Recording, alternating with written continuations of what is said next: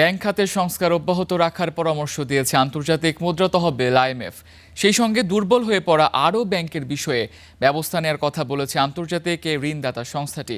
সকালে বাংলাদেশ ব্যাংকে গভর্নর মুস্তাকুর রহমানের সঙ্গে বৈঠকে এসব পরামর্শ দেওয়া হয়। প্রতিনিধি দলটি ঢাকা সফর শেষে আজ ফিরছেন নিজ দেশে।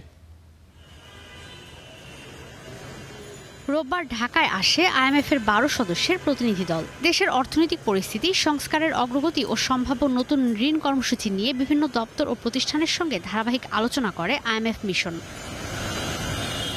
বৃহস্পতিবার সফরের শেষ দিনে বাংলাদেশ ব্যাংকের গভর্নর মোস্তাকুর রহমানের সঙ্গে বৈঠক হয় IMF প্রতিনিধি দলের। কেন্দ্রীয় ব্যাংক বলছে, এবারের সফরে আনুষ্ঠানিকভাবে কোনো ঋণ কর্মসূচি নিয়ে আলোচনা হয়নি। সংস্থাটি পর্যবেক্ষণ করছে সরকারের আর্থিক নীতি, ডলারের বিনিময় হার, মুদ্রানীতি ও মূল্যস্ফীতির বিষয়গুলো। এই মুহূর্তে IMF এর সাথে বাংলাদেশ সরকারের কোনো প্রোগ্রাম নেই। এখন নতুন নির্বাচিত সরকার তাদের নির্বাচনী ম্যানিফেস্টোর সাথে অ্যালাইন করে নতুন বাস্তবতায় IMF এর সাথে নতুন কোনো প্রকল্প বা প্রোগ্রামে যাওয়া যায় কিনা সে বিষয়টি নিয়ে ভাবছেন।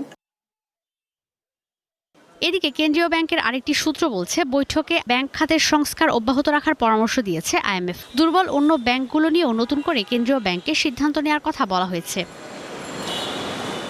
নতুন কর্মসূচির আওতায় IMF থেকে 3 বছরের জন্য $4 বিলিয়ন বেশি ঋণ পাওয়ার আশা করছে সরকার।